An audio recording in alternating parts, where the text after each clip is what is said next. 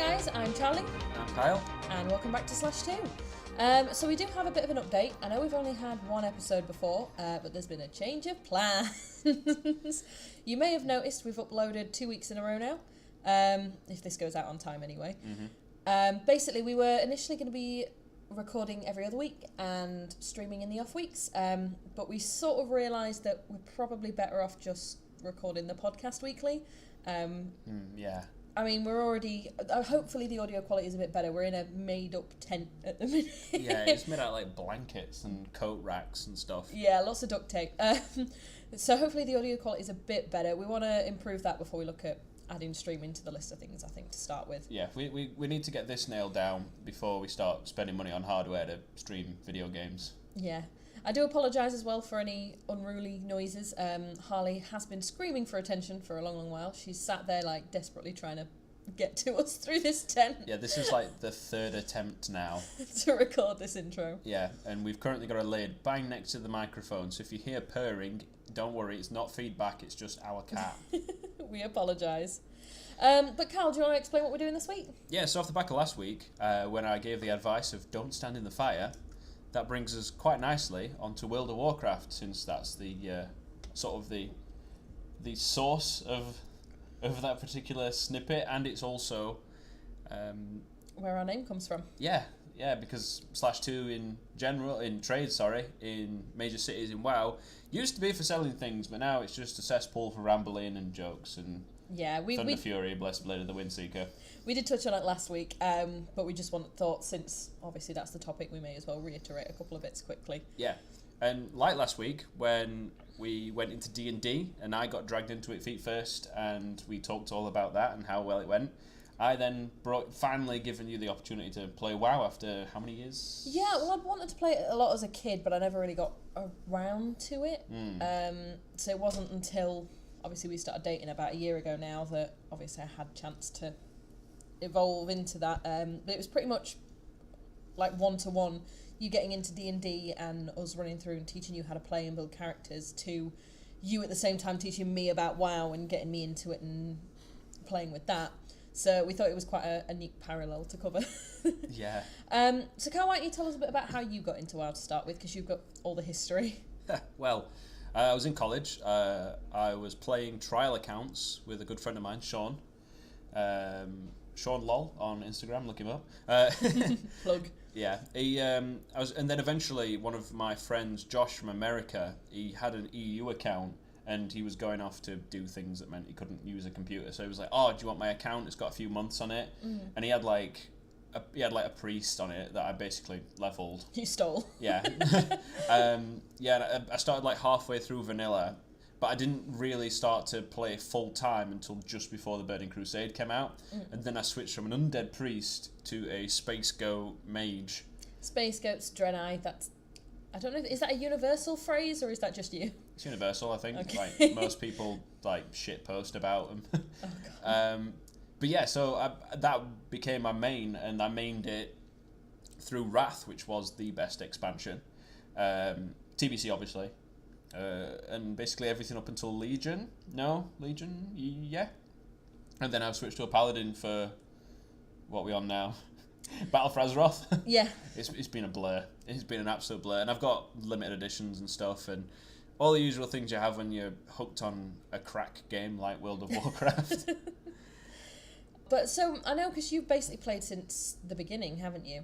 On and off. But in the beginning it was kind of rocky, because I was sort of like burning through trial accounts, and then until I didn't start playing full time until I actually got my account off Josh. But until then it would just sort of like make a trial. But the first trial character I'll never forget, it was called Amanda Spitz, like you do at 16, 15 years old. Yeah. Yeah. And then my other priest, when I finally got that and leveled that, my first main max level character was that an undead priest called Aruthmar. But I've got so many happy memories attached to that character, and playing WoW in general. I've made so many different friends, and my own IRL group of friends, or we all played it at one point. So we'd all be sat on Ventrilo or TeamSpeak, basically just playing WoW and chatting crap for 8, 9, 10 hours a day, sometimes more. More sounds about right for you. Yeah, because I mean, I obviously came in just before the newest expansion. So, I mean, I only just got the newest expansion at Christmas, but I came in around it. So I've got this massive backlog of things to go through and over, and I'm like nowhere near at all what the hell I'm doing. So what, I mean, I know I've read a lot of stories about when new expansions would come out and when new dungeons would come out and stuff, the hype around it. I mean, what was it like actually living through that, as it were? Fun. Opening of the Dark Portal was a good laugh. Our server almost went down. There was a 40-minute queue. Wrath of the Lich King, let's say everybody was sort of queued up at their relevant things, whether they're waiting for a boat or a zeppelin, and servers would like to hell again. The gong in a queue, Anchorage, or I call it syphilis, but Silithus. That was interesting to see, because it was like Horde and Alliance everywhere. It was a fucking shitstorm. I bet. But yeah, like there's plenty of memorable times, I guess. But I played a lot of PvP. I didn't really get into PvE until Wrath of the Lich King, because that's what all my friends did. We all PvP'd, so we didn't like dungeons were just something to get gear in and sort of level up quickly. Yeah, they weren't your main focus. No, stomping on some enemy faction's face was our main focus. And I've played both sides of the faction, just for anyone out there. I'm not biased towards either Horde or Alliance. I mean, nowadays you are. Yeah, just because on my realm, Alliance is more active. Yeah. But I still have Horde characters I play, and it's all good fun. Yeah, because we play on Argent Dawn, don't we? Yeah, Argent Dawn. Which is well, it's meant to be a heavy role play realm, but it's about 50-50. Yeah, I mean, certain areas are heavy role play, but not a lot. See, I joined it before they did this server transition, so it was still RP PvP. So this is before transmog. Like, you could get together a little hunting party if you would, and you could go stomp on a bunch of guys in their RP gear that can't fight back, and then before you know it, we give them chance to sort of get their gear back on, and then we have like world PvP like the old days, which is really fun because like they get quite passionate, and before you know it, they're calling the rest of their guild in, we're calling the rest of our guild in, and then before you know it, there's just skeletons everywhere. Yeah. And the odd rogue just hiding to pop out on a caster. That's the thing, like, because obviously I've joined quite late. I think it's safe to say that the WoW thing is starting to ease off a bit. Oh, like, I don't know. Well, no, I mean, I remember growing up how massive WoW was and how everybody was on all the time. Our realm is one of the busier ones, and it seems pretty quiet, to be perfectly honest, a lot of the time. Unless you go into the, like, terrible dark spaces where no human should probably go. Never go to Goldshire. Never go to Goldshire on Argent Dawn. It is where they have ERP. Everybody knows about it. It's like the Ravenholm of WoW. You don't terrible. even need to mention it, and people know. It's terrible. But yeah, unless you're going somewhere like there, it's usually pretty quiet. I mean, there's bits and pieces. Now we're going through the newest expansion. We're seeing a lot more people. Well, naturally, that's where I'm all gonna come to. Yeah, but I don't know. Ever since, well, because obviously I've been playing before the new expansion dropped. Even then, like, it felt kind of quiet on the realm. I know. I mean, when the new expansion dropped, everyone was stood because we were on our Draenei characters. We were knelt in front of the king, weren't we? Oh, yeah. I think I've got a screenshot somewhere. It's like 40, 50 people all knelt in front of the king waiting for the patch to drop. Which I expected more.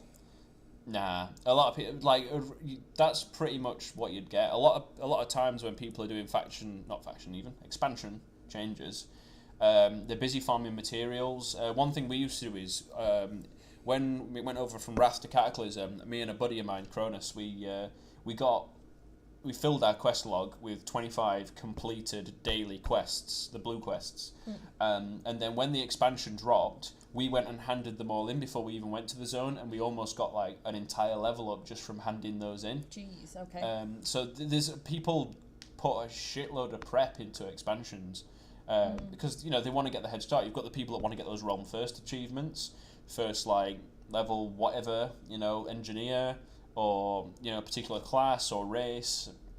You know, there's all these like world first achievements that only one player per realm can get, and the amount of people Everyone wants to be the first. So you don't tend to find a lot of people dicking around like that. They're either farming the auction house, farming like mats or whatever they need to do to prep, or it's just everything and anything but having fun. I mean, that's the thing with WoW. I mean, like I say, I've only come into it recently. I mean, my background with it is more, I really wanted to play it as a kid, but my family couldn't really afford it. And when I got a free trial, it was like, okay, what do I do? Like, it was different when I had, like, RuneScape, because all my friends played RuneScape, because it was free. We could all jump on it, we could play a few bits. And even then, it died off pretty quick in my friendship group. I didn't have anyone to play WoW with, and for me, World of Warcraft, you need other people to make it worth it. Like I say, I have most fun now sat playing with you, because we're doing something together, and it's something to do with friends as fun. I have sat, because I've got my Tauren character, my Tauren Shaman. I've played her all the way through alone, but it's just not the same. It depends. Like, my mage now, I like to play that solo, or if Adam comes on. So to give you a bit of background, my friend Adam, he's played WoW almost as long as I have, in terms of X to Y in time, but he's put a hell of a lot more hours in. This is a guy whose character was like called Best Rogue EU, and like, and like he's got every single class at max level, and he's got a character for whatever we're playing, and he's not very modest, but that's part of the charm. He's quite funny. He's so bad. Was it Adam that we did the role play with? Yeah. So. Oh God, this is so bad. So role playing's changed a lot. Like, it used to be kind of fun, but now, like, on our particular realm, it still can be fun, but like, if you're an outsider or someone who's not like in a reputable guild, it can be quite like daunting sometimes. But a lot of players, be difficult to get into. Yeah, like 90% of players will be like, "Yo, what up? You know, come and role play with us, have some fun." But then you'll have like this very tiny demographic. Normally, the role players like Stormwind Guards, they've really got that. Yeah. Or others, and they just sort of like, "This is our little group. Go away. We've choreographed Yeah, and they all just this." like walk the same path 4 or 5 times, and that's their whole thing. Yeah. I really don't get it. Like, I've been sat for like in a battleground queue or fishing, and I'll see like the same guy walk past like 6 or 7 times. But like Adam, like we got him into, we just basically started walking around and role playing in front of him. He was talking about how sad it was that people role play and how he was so dumb and blah blah blah. So we thought, screw it, we're just going to mess with him. We'd never done any role play on this realm, had we? We'd always talked about doing it, but never actually gone ahead. I did bits in the past, but I was too busy in battlegrounds. Yeah. Well, I'd never done any then. Yeah. But he started moaning about it, basically, so we just started role-playing in the background, and he ended up joining in, and he ended up quite enjoying it, didn't he? He ended up getting into it quite well. Yeah, I feel sorry for that guy he collared in the trade district. Basically, he was just taking the piss. He was asking him where random places were, and the guy, hats off to him, was playing along, and Adam was messing around with his... At first, Adam's character stopped next to him, and he turned to him as he was typing, and the guy typed quicker and started throwing racial slurs at him. Oh, yeah. And then he just asked him where the place was, and the guy like immediately stopped this horrible meanness and just told him where it was. Yeah. And it was like, what? Yeah, Pandaren. And he was playing a Draenei as well, wasn't he? No, it was an elf. It was an elf. And yeah, the guy started throwing racial slurs at him. It's quite interesting to see in a game. What? Yeah. I mean, like the elves and space goats, I've heard them call humans pinkies. Yeah, you do that a lot. It just adds a little bit of like, it's just kind of funny, I guess. The funniest part is when you forget to change languages. So you're trying to talk to me, doing all these I do it on side purpose, comments. though. I do it on purpose. I changed the racial language on purpose because it just adds a bit of a novelty factor. Because from an outside point of view, you're saying something, they're only seeing one side of the conversation, and they're hearing me, and they're just saying like, racial slurs. It's not racial slurs. It's just saying like, let's leave. You know, these guys don't look very trustworthy. Or to confuse Adam. Bit of fluff in my drink there. Yeah. We're having Monster to celebrate that we launched episode 1 today at 2 o'clock. Yeah, so it's already out. We've had 14 listens on SoundCloud, and we've had, like, last I checked, about 8 on YouTube, so very proud. Most of it's probably my mum. We'll have a look at that later. But no, this is not a plug for Monster either. It's just, we like it. If Monster want to sponsor us, hell yeah. I'm size large on t-shirt. I am size the biggest can you do on the rest of my life. Oh god. But anyway, so yeah, like I've had a few fun experiences in WoW, and outside of WoW as well. I've met people in other countries. I only know them by the character names, so Timote or Krispy Kreme, Milan Paladin, our original, my boy Memory Stick. You know, I don't even know if he plays anymore. He had a really good druid at one point. But real life experiences that tacked on the back of it. So the main one was a friend of mine, Sean, who's gone through a couple of different WoW accounts. We all feel a heavy sadness in our heart whenever we mention his mage, Busy P, because he got banned. Why did he get banned again? Some inappropriate guild name. Sounds Let's not go down that one. But I remember inappropriate names. we'd done like a gaming session, like it was something stupid. Like we played WoW for like 14, 16 hours, and then we went to sleep, and I was asleep on his floor in a sleeping bag, and I left my laptop on all night. And in the morning he woke up and he just saw my arm creep out of the sleeping bag, and all he heard was the WoW portal theme and my hand typing a password so I could log in and check my auctions. First thing in the morning. Didn't even put my glasses on at that point. It was just wake up, log in, and oh no, you've revealed that you wear glasses, Kyle. So do you. Now people will know who we are. Yeah, because that generic attribute that like a fuck ton of people have. You know, who cares? But yeah, so there's been a lot of things, and it's brought friends together. I've never lost a friend through World of Warcraft, and I never hope I ever do. But there's other games as well that sort of take a centre role now. Mainly Blizzard games, because WoW opens up all those other games. Yeah, because I hadn't really played any other Blizzard games until I started playing WoW with you. Ended up getting Overwatch. Play that quite a lot together now, don't we, as well? Diablo 3? I've not actually played Diablo 3 yet. You have? I have. Oh, God, yeah, on the Xbox. Yeah. Sorry, I've got a terrible brain. Comfy Diablo. Diablo Sofa Edition. Yeah, and I'm not ashamed to admit I'm playing it through again on my Switch, because it's just that comfy to play. One thing I do like about Blizzard is the way they do lore. I know they have a lot of holes and things that don't quite match up right on occasion, which you can't really help. Like, as someone who does world building on a daily basis, pretty much, it's very hard to keep things together. Well, in Blizzard, there was a term that with their lore. Well, I say a person, red shirt guy. Yeah. So, yeah. For those who don't know about red shirt guy. When Blizzard used to do like BlizzCon things and they talk about lore or a particular book that had been released that was in their universe, this guy would stand up in the crowd and be like, but it doesn't match up with this, so is it canon or is it proper lore? And like people like on stage would be like, please don't fucking stand up. Please don't do this. Yeah, they'd see him in the corner and be like, heart attack. This unsung hero, red shirt guy, Godspeed wherever the fuck you are now. Yeah. If you're listening to this, keep up the good work, man. It's quite funny. Yeah, I've not kept tabs on him. I don't even know if he does it anymore.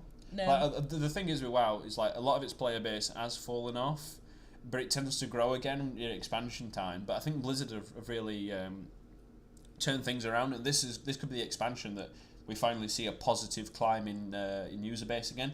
Because after the peak of Wrath of the Lich King, it's never really recovered. I mean, at one point we were nearly 12 mil subscribers. And now I think it's at maybe like a comfy like 5.5, 6 million. But like Blizzard could do so much with that game. And what worries me is that now the Activision's comfortably lodged inside them.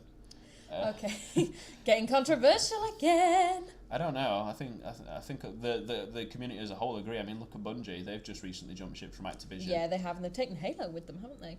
Not Halo. Not Halo. Destiny. Sorry, Destiny. I say Halo went to 343 a long time ago. Yeah, long time ago. But yeah, so like the worry is that like because Activision basically went to Blizzard and was like, right, you guys need to churn out more content, save more money, and this is coming from the people that released Call of Duty, which is like. Yeah.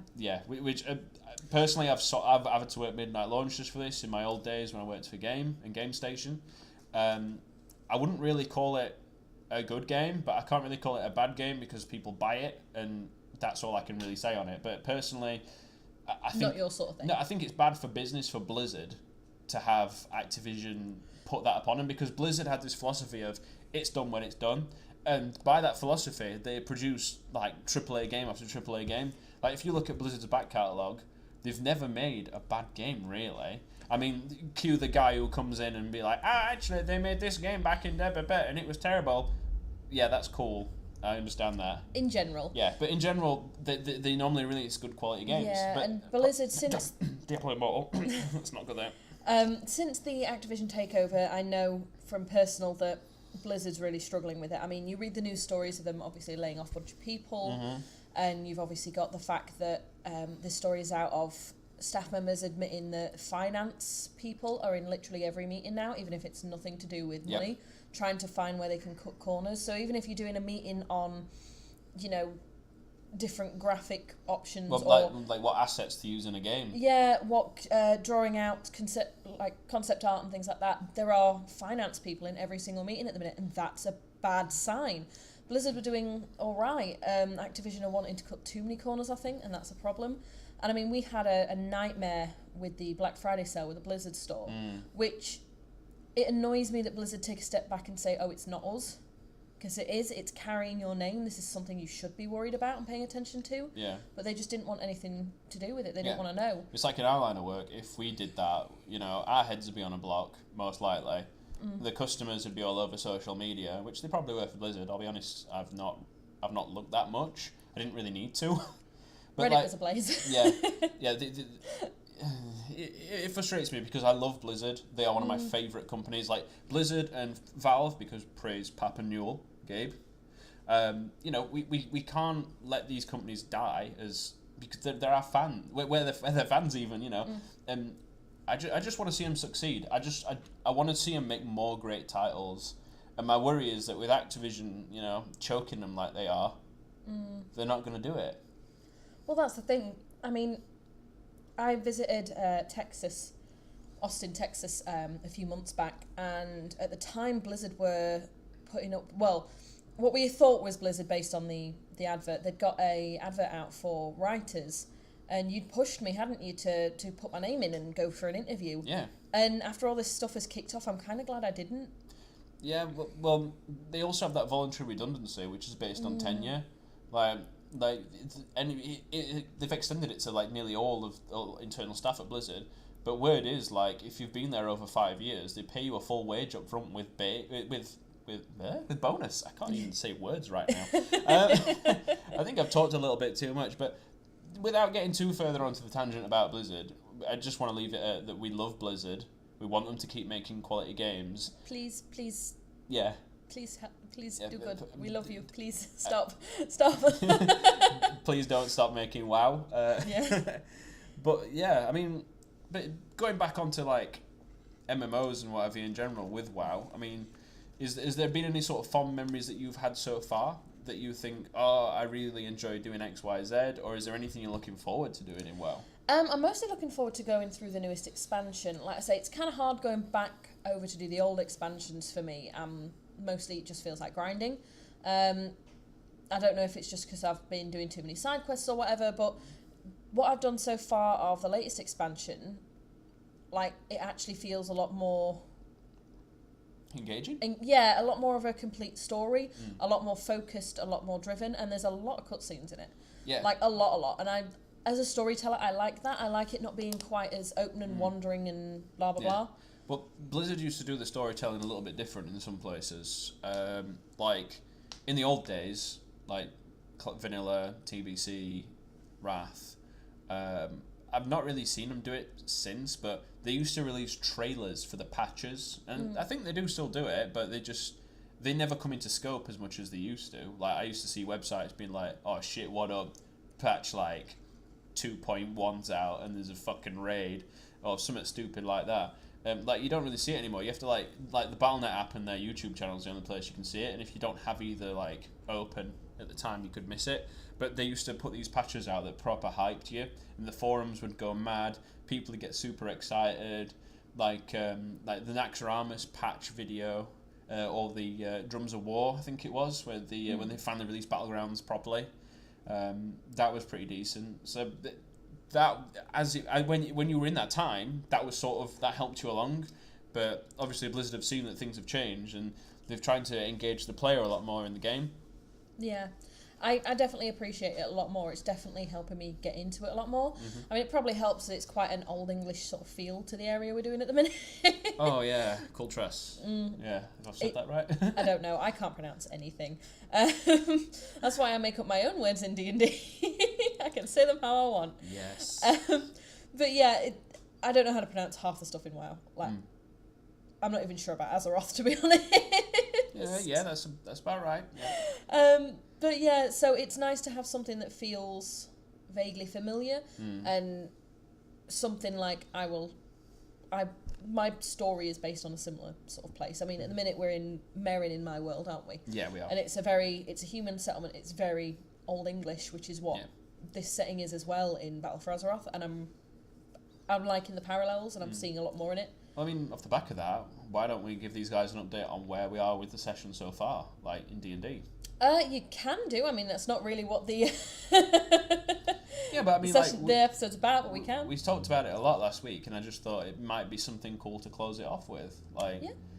Because, like, let's face it, it's gaming. It's just fantasy.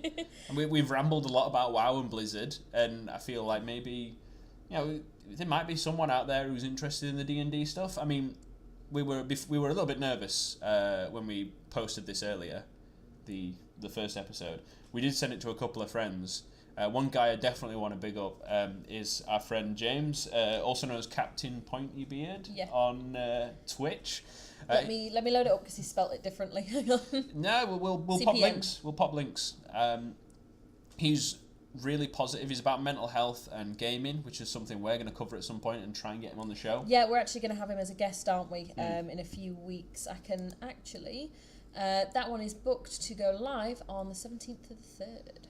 Sweet. That's March to everybody else. It's just because it's written 17/03. So. He's really worth subbing to. He's a really positive guy now. He's come a long way, and his story is very interesting. And he's a voice actor as well. Yeah. He's recently got a job offer from Wizards of the Coast to do some stuff for D&D, so that's very exciting. But yeah, we're often in his stream anyway. We ought to plug all our stuff at the end, but we have a Twitch as well, so we're often talking in his stream in the background. Yeah, keeping him company. He's only just started out, but he's got a Discord up. He's got his Twitch channel up, YouTube, Facebook, the whole shebang. And we're hoping that we can collaborate with him a little bit more. We'll appear on his, and he'll appear with us, which he said he would. But once we've got a bit of a fan base started up, so we've actually got something to offer him back, rather than just stealing all his fans. But to answer your question, I mean, you guys have made it now, finally, to the opposite end of the continent, basically, to where you start. Yeah. To a place called the House of the All Faith. So, in my game, we started off in a port town at the southern end of the continent of Koran, which is a big port, basically the main port for the whole continent. It's in a dwarven kingdom, but it's a very multicultural area because the fact that it's this big port. So Null was a really crowded, busy city, and I didn't want to have a temple every corner, basically. So I made up the House of the All Faith, the idea being that it's one temple, one church, that you can go and multiple gods can be served there. And you'll have priests from all faiths who can help with anything you need, just to make it a little bit easier. And I ended up developing it into this whole story about Jeremiah and basically bringing several gods together to work together and set up these temples. And you guys had some questions about an evil god, Cyric, and therefore had spent many months walking all the way up to literally the opposite end to have a look in, and you've finally gotten there, haven't you? Finally, yep. There's been quite a few interesting things on the way, but... Yeah, I got a promotion. I got told off. I had to do a lot of paperwork. I discovered that there is a fax machine in this universe. No, it's a small teleportation circle for sending documentation between the House of the Old Faith and your actual temple. Next session, I'm putting my butt on it. No. It won't work. It has to be activated by one of the people who, work there, so no. We'll figure something out. Don't know the spell.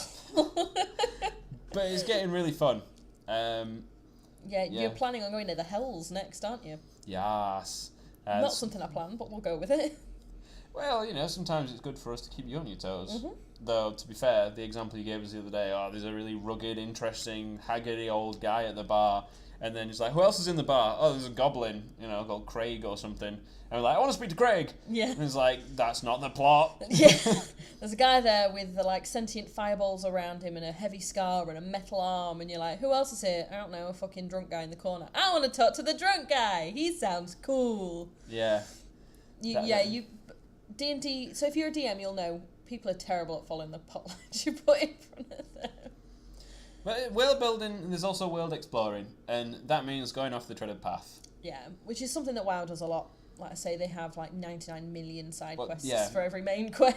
Like in Cultress, we were doing the Lady Warcraft quest line, and there's a section where you just basically go to buttfuck middle of nowhere to do a shitload of side quests.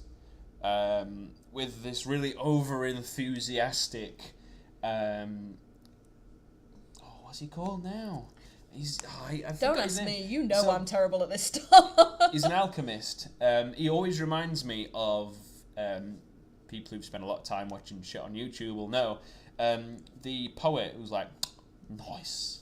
It reminds me of that because when you click on him, he's like, today's a great day for some applied alchemy, don't you think? And oh god, you're just this is fucking new. The side quest of the little girl. Do you remember that? Yeah. That was good.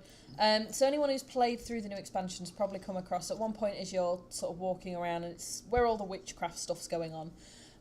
You find just a little girl in an abandoned town singing to herself. And at first it's kind of cute, but the more you listen to her song, the creepier it gets, and it just gets worse from there. It spirals down. That was really engaging. I genuinely loved that little quest line. There's a similar quest line to that in Pandaria, where you come across one of the little kiddie Pandarans, and he gives you a quest. He's like, one of my friends has gone missing near the woods, and there's a witch, blah blah blah. And you finally meet this little lovely old lady, Pandaran, and she's all like, oh, come in, blah, blah, blah. Then you can see her back garden, and it's full of fucking other Pandarans, the little kids, and critters from the local area that have been turned into jade statues. And you're just like, oh, fuck, I'm gonna have to kill her. Yep. And it just goes from there. That sounds like fun. But yeah, there's a lot of parallels, because that sounds a lot like Medusa. To world history and WoW that I'd like to cover at some point. I don't think we're going to have time this session because we're already over half an hour in, but that might be a good topic for us to cover, parallels in the lore there.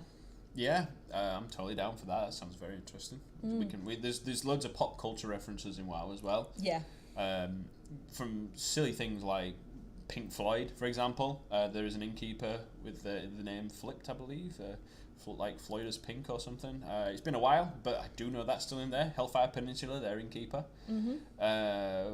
There's a plug to an old forum moderator as well, where you find an insane looking skeleton with a jar with a note in it. Just ramblings, and it was his last post, wasn't it? Yeah. There's also a plug for Orange County Choppers. Seriously. So in the old town in Stormwind, there is a human male who's taller than any other human male I've seen. He's fucking huge. And he will sell you this motorbike for 100,000 gold. I can't remember his name off the top of my head, but you'll know him when you see him. Yeah, I'm going to have to look that up. There's also the classic, there's Harris Pilton. I yes, believe. I saw her. Yeah. Who sells the most pointless things for the most ridiculous amount of money. Yeah. Oh god, it was so dumb. Yeah, there's loads of stuff like that. We'll have to. I'm sure there's lists online we can have a look at. Oh god, yeah, there's many. We can have a look at that one day. But yeah, I think because we're coming up to, let's say, 35 minutes. We want to keep them. I think we've decided on about 35 to 40 minutes, haven't we? Yeah, we feel that's comfy. We don't want people, getting sweaty butts in their chairs or wondering where the fuck we're going, because the last thing you want is sort of to run out of content, and we don't want that. Yeah, and I feel like we're still quite messy. We jump around topics quite a lot, and we back and forth, but keeping people on their toes for now. We're still getting a rhythm. Keep you engaged. Yeah. But yeah, there's a few things we wanted to cover quickly at the end, didn't we? We wanted to touch on what next episode's going to be. Let you guys have a sneaky peek. Yeah, so we were going to talk about like early years in gaming, how we like the first games we ever remember playing, our old consoles, yeah, games that we loved as kids, that sort of thing. Yeah, and just yeah. And as part of that, we've decided that our little good advice at the end of the session, we're going to have it as a nod to whatever's coming next, aren't we? Like last session, we did a nod to WoW with the Don't Stand in the Fire. So this time we had one bit of advice that I think is an actual really good bit of advice in general, which is like, as long as you're enjoying yourself playing a game, you're doing it right. You'll find a lot, like, when we were kids, everything was offline, everything was you sat on your own in a corner and played, and you could just play a game and you could just love it. Nowadays, there's a big push to be the best, and you're not a real gamer if you're not really good at it and you don't know everything about it. You have to know every voice actor's name, you have to know the history of every single person who was involved in it. And you have to be like gold ranked and shotgunning monster like constantly. Yeah, to be seen as a real gamer or good enough, and to be told that you're enjoying it right. And don't let people do that, especially if you're new to gaming. I know a lot of women struggle getting into gaming in general because of the whole stigma about it, and a lot of kids, young kids, come in and it's a really toxic background and it puts them off, or it turns them toxic. Yeah, and like, as long as you're having fun, you're doing it right. If someone else is screaming down a mic at you, they're not having fun, they're the ones playing the game wrong. Like, you don't have to be the best to have fun, and I think that's a really important message to put out there. Yeah. I'm sure we'll talk about it a lot more in length one episode, but that's my big thing. But yeah, I think that's going to be about it from us, guys. We have a whole bunch of social media to plug. We've got the actual, like, things to do it. Everything's going to be linked down below anyway when you're watching this, be it on YouTube or anything else. Yeah, so we've got Facebook, Twitter, Instagram for the cats. Of course. Yeah, so Facebook is down as /:2, so the 2 dots. So is YouTube, so is Twitter. Basically, it's that on everything except Instagram. We're /2cats on Instagram. Yeah, we're putting the kitties up often and as much as possible. Yeah, they're constantly here. Like I say, Harley, I'm very proud of her, has been laid here, not doing anything, not jingling too much, not meowing. Don't know where Luna's gone because she was screaming before we hit record. Yeah, but like, oh, Harley sneezed. I've been trying to provoke a little meow before the end of the recording, but she's not having any of it. But there'll be more pictures of her going up on Instagram, probably Facebook and Twitter later. But she's just rolling around right now. Yeah, I'm trying to coax a meow out of her by rubbing her belly, but she's not biting. Happening. We'll just put some photos up later. But we want to thank you all for watching, well, listening even. Unless you are on YouTube and you happen to like watching a jiggly little thing going around the logo, which I threw together last night in like 2 hours because I've never used After Effects before. Yeah, we're still learning a lot of stuff. We, on the YouTube page, we tried to get a graphic, didn't we, of like an equalizer going around the logo. Yeah. And it sort of worked. I think the audio quality wasn't good enough for it to really pick up, but should be better on this one. Like I say, we're in a little tent. Yeah, and for next week's recording, we will have a high quality microphone. Yeah. And hopefully some sound dampening foam. Yeah, fingers crossed. We get paid next Friday, basically, so... Yeah, shoestring budget and all that, we'll be fine. But yeah, we want to thank you all for taking the time out. We appreciate it. And again, feedback's appreciated, and we hope you all have a good week. Yeah. Have a great week, and we'll speak to you soon. Bye.